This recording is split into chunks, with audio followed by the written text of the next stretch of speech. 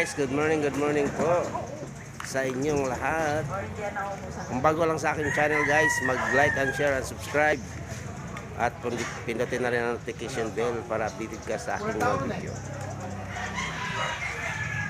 Ayan guys, dito tayo ngayon sa Calamba para gunit tayo ng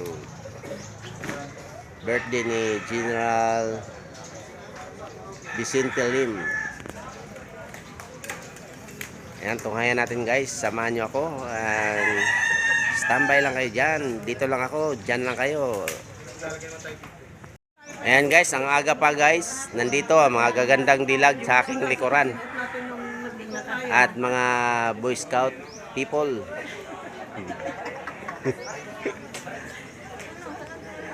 Wala pa ang mga kasamahan. Ayan guys. Tambay lang guys, tambay lang.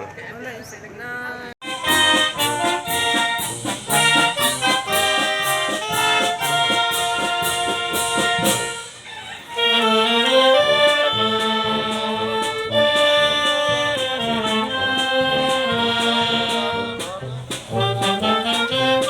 ang ating mga musikero.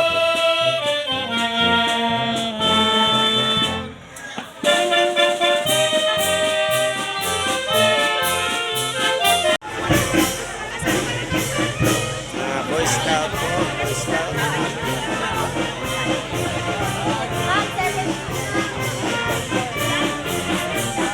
Dumadami ng mga tao guys.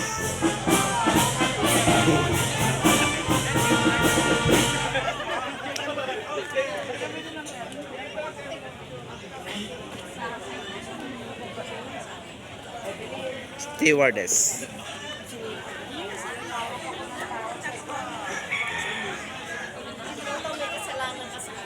Ano? Yes, parami na ang mga tao.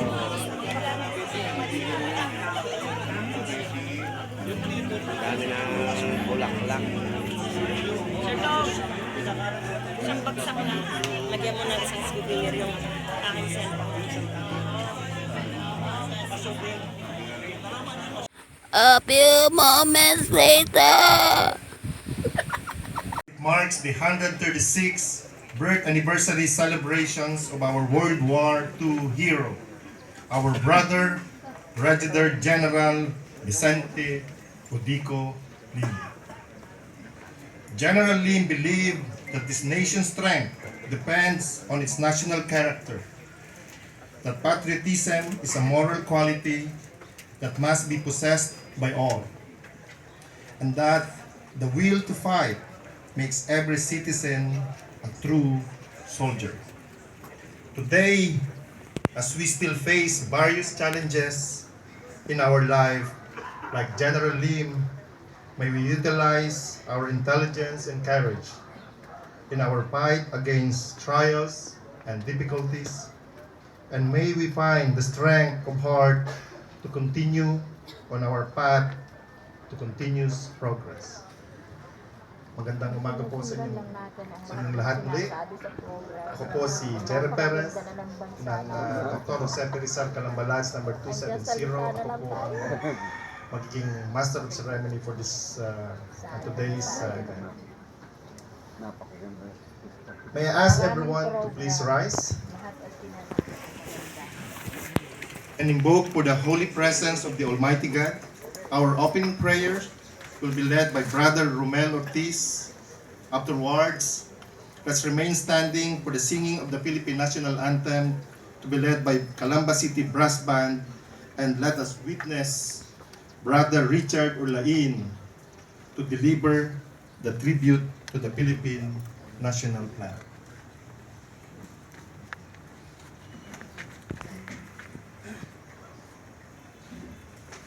Tayo pong lahat ay manalangin. O Diyos naming makapangyarihan sa lahat, Ikaw na lumalang ng langit at lupa, sa umagang ito, Panginoon, ay pinupuri ka namin at pinasasalamatan. Sa pagkakataong kami ay magkatipon-tipon upang gunitain ang iyong anak na si General Vicente Lim, na sa kanyang 136 na kaarawan kami bilang kanyang mga kababayan, mga kapatid sa masonerya, at ang aming tinatanaw na bayani, kami Panginoon ay dumudulog sa iyong harapan upang magkaroon ng kabuluhan ng aming pagtitipong ito. Ikaw nawa Panginoon ang siyang manguna sa amin at bigyan mo kami ng pagkakataong maipahayag namin kung ano kami sa iyong harapan. Kaya nga Panginoon, maraming salamat at mayroong ganitong pagkakataon na kami ay gumugunita sa isang bayani ng aming bansa. Pagindapatin mo nawa kami, Panginoon, sa umagang ito. At ikaw ang siyang hari sa amin, ngayon at kailan pa man. Amen.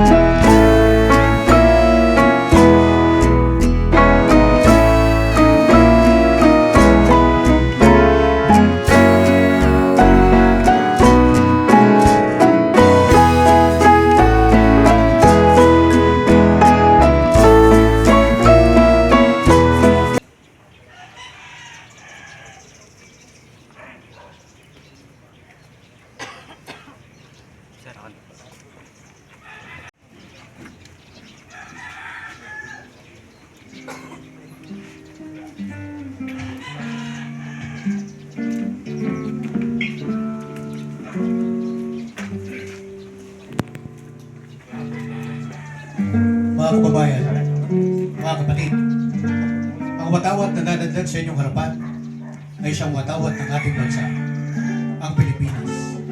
Kumakatawan ito sa isang bayang nagkakaisa na sa bawat himaymay ay may angkop na hugis ng kabuuan. Isang panggeograpikong sakop na lupain na walang kabuhusan.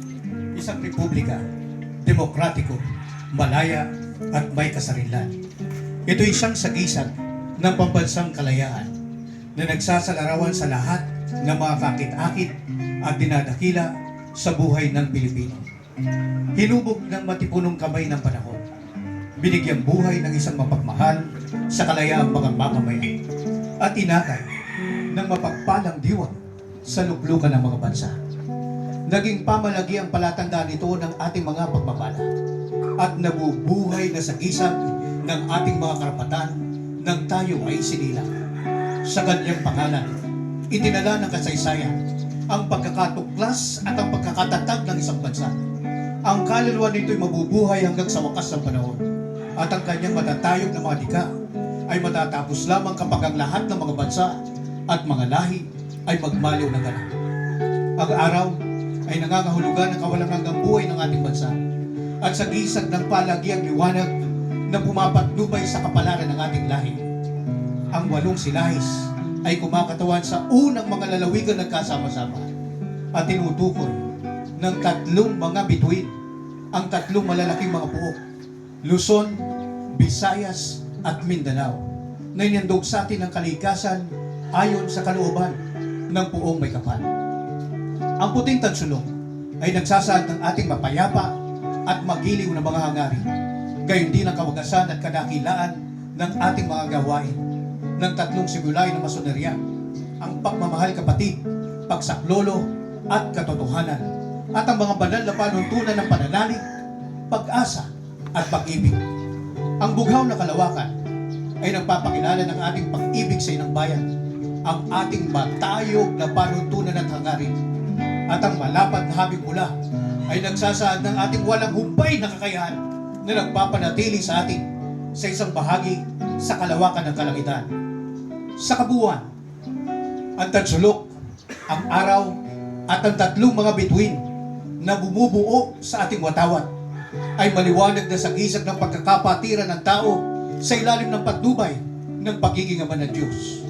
Tulad ng pinangarap ng ating mga ninuno, naway pumaylo lang ito sa ibabaw ng lupain na maliligay ang mga mamamayan sa panghabang panahon. Kaya ng ating watawat, umawagayway, isang sagisag ng pambihirang ganda at makabayang katungkahulugan, ang palagyang ulirang panaglaw ng ating mga mamamayan sa isang mapayapa, nagsasarili at may malayang pamumuhay. Magpugay kayo rito sapagkat ito ang kabuwang ganap ng kaligayahan at kagalakan ng ating mga ninuno sa panahon ng mga siglong nagdaan. Hagkan ninyo ito sapagkat ito ang watawat na magigiting ng mga anak ng ating Senara Sulaiman at Gabriela Silang. Damhin nyo ito sa inyong mga dibdib sapagkat ito ang banal na watawat ng minumutya nating Pilipinas. Ingatan ninyo ito sa inyong mga puso sapagkat ito ang palatandaan ng ating mga kapatid na nagbuwis ang buhay para sa kapakanan ng ating bansa. Mahalin nyo ito sapagkat ito ang walang kasing halagang alang-alang ng ating bayan na mananatili magpakailanman anuman na magiging katatayuan natin sa buhay. Igalang ninyo ito ng lubusan sapagkat ito ang nabubuhay na katauhan ng diwa ng lupang ating sinilangan. Pintuhuin ninyo ito sapagkat ito ang banal na tibaban na siyang pinantakip sa duguan at luray-luray na katawan ng ating mga kawan na namatay. Magpala at ialay ito sa may kapal sapagkat ito ang bunga ng pagpapakasakit ng ating mga bayaning namamayapa na. At magtiwala sa makapangyarihang Diyos at sa mga taong katarungan upang ito'y mapamalagi sa inyong mga anak at iaanak pa ng inyong mga anak. Luwalhati at lalong higit na pagpalain na ang mga namatay sa kapakanan nito ay sana hindi nangamatay ng walang kabuluhan.